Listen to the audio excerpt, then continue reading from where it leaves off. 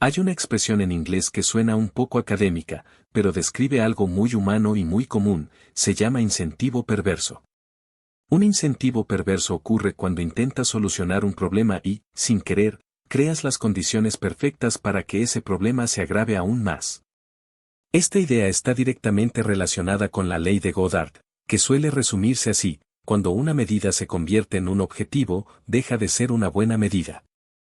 En otras palabras, en cuanto empiezas a evaluar el éxito solo por un indicador numérico, la gente encontrará la forma de manipular ese número, aunque destruya todo lo demás.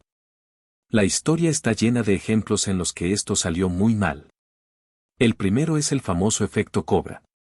Durante la época en que los británicos gobernaban la India, a finales del siglo XIX en Delhi, había muchas cobras venenosas que asustaban a la población. El gobierno colonial ofreció una recompensa por cada cobra muerta que entregaran, verificando la piel o la cabeza. Al principio funcionó bien, la gente llevaba montones de serpientes. Pero pronto, algunos locales ingeniosos empezaron a criar cobras en pequeñas granjas para matarlas y cobrar la recompensa.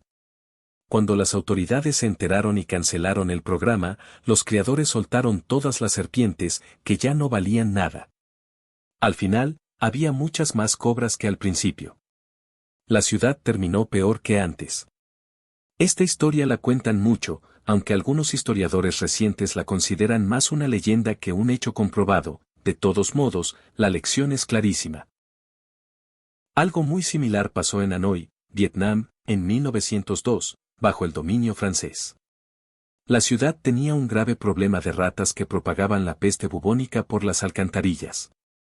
El gobierno colonial ofreció una recompensa, 1 centavo por cada cola de rata entregada. Pensaban que las colas eran más fáciles de manejar que los cuerpos enteros.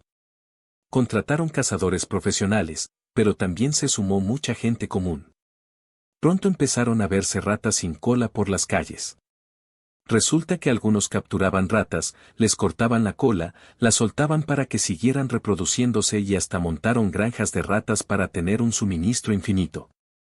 En un solo mes se entregaron más de 55,000 colas, pero la población de ratas explotó. Este caso está muy bien documentado por historiadores, y algunos lo llaman el efecto rata, porque es más sólido que la historia de las cobras. El error fue usar solo la cola como prueba, lo que dio un motivo perfecto para mantener vivas y multiplicando a las ratas. Avancemos al siglo XIX en China.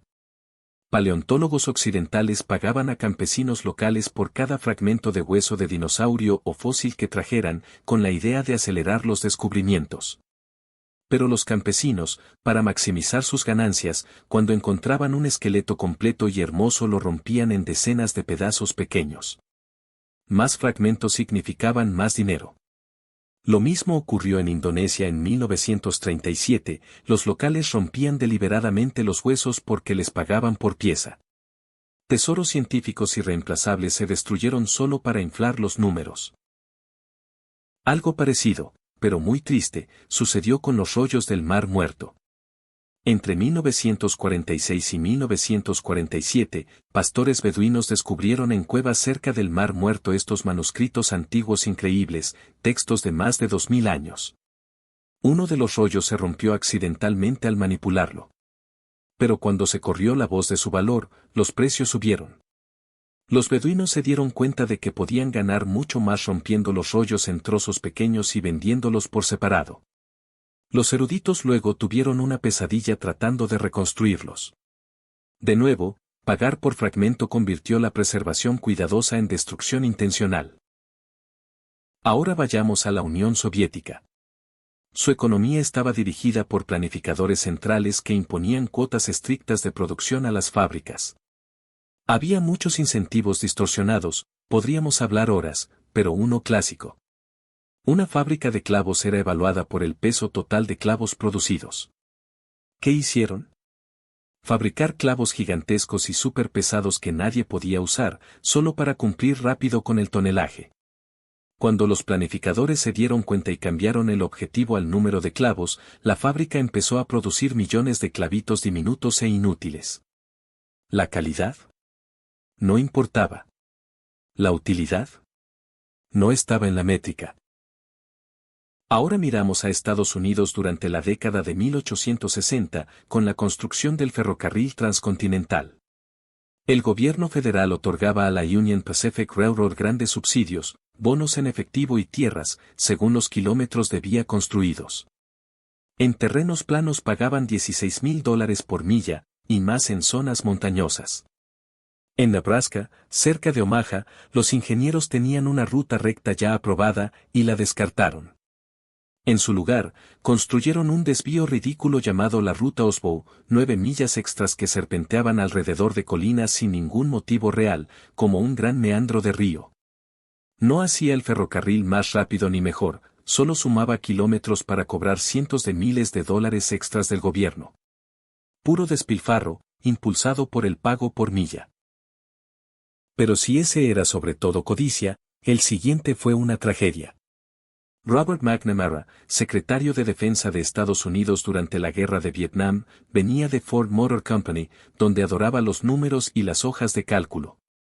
Intentó dirigir la guerra de la misma manera, todo medido, todo cuantificado. Cuando un general le dijo que sus fórmulas ignoraban los sentimientos y la voluntad del pueblo vietnamita, McNamara lo anotó, lo miró, y lo borró. Si no se puede medir, decía, no importa. El indicador principal que todos perseguían era el conteo de cuerpos, cuántos soldados enemigos creían haber matado. Eso se convirtió en la nota de progreso. Los oficiales en el terreno empezaron a inflar cifras, contar civiles muertos como enemigos, inventar bajas, lanzar ataques arriesgados que alejaban a la población local. En Washington seguían más de 180 métricas distintas, pero el conteo de cuerpos lo dominaba todo. Creó una imagen falsa de victoria en la capital mientras Estados Unidos perdía corazones y vidas en el terreno. La guerra se prolongó, costó más de 58,000 vidas estadounidenses y terminó en derrota, en parte porque premiaron lo equivocado. ¿Ejemplos más recientes? Mira Wells Fargo en la década de 2010. El banco impuso metas de ventas agresivas, 8 es genial, es decir, 8 productos por cliente, y ató bonos e incluso la permanencia en el empleo a cumplir esos números. Los empleados se desesperaron. Más de 5,300 crearon más de 2 millones de cuentas falsas, abriendo cuentas corrientes, tarjetas de crédito, transfiriendo dinero sin que los clientes lo supieran. El banco recibió una multa de $185 millones, y los altos ejecutivos tuvieron que devolver millones en bonos. Metas irreales convirtieron a trabajadores honestos en defraudadores y arruinaron la reputación del banco. Otro reciente, un programa de las Naciones Unidas bajo el Protocolo de Kioto para combatir el cambio climático. Pagaban a fábricas químicas en países en desarrollo grandes sumas en créditos de carbono, por destruir un gas de efecto invernadero superpotente llamado HFC 23, subproducto de fabricar refrigerantes. Destruirlo costaba muy poco, menos de 20 centavos por tonelada, pero los créditos valían hasta $15 por tonelada. ¿Qué pasó? Las fábricas empezaron a producir mucho más refrigerante del necesario solo para generar más HFC 23, destruirlo, y cobrar los créditos. Las emisiones globales en realidad aumentaron. Hacia 2010, expertos estimaron que quizás el 59% de las reducciones reclamadas eran falsas. Finalmente lo corrigieron limitando y eliminando esos pagos en 2013. Incluso hay una idea aguda en la ciencia que nos advierte de esta trampa. Se llama la espada láser flamígera de Newton, o navaja de Alder, y dice, si algo no se puede resolver con un experimento o medición, no vale la pena discutir sobre ello. Suena duro y lógico para la física, ¿verdad? Pero un sociólogo llamado Daniel Yankelovich señaló lo peligroso que es esa mentalidad en la vida real. La describió como un deslizamiento en 4 pasos.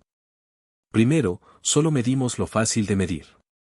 Segundo, ignoramos lo que es difícil de medir o requiere juicio humano.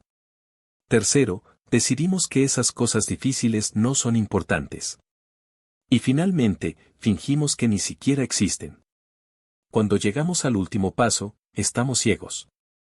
Miramos el mundo a través de una mirilla diminuta hecha de números, mientras en la habitación completa la gente cría cobras en silencio, destroza fósiles valiosísimos, desperdicia miles de millones y pierde guerras.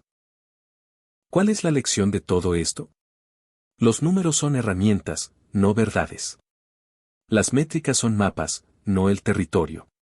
Cuando confundimos la puntuación con el juego, invitamos al desastre.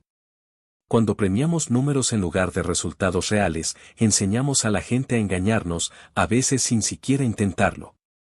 Siempre pregúntate, ¿qué no estoy midiendo? ¿Qué podrían hacer las personas para cumplir el objetivo pero perder el sentido?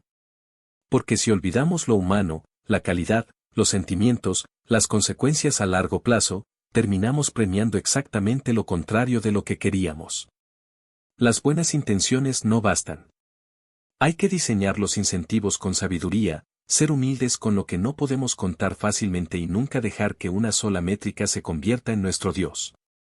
Gracias por escuchar.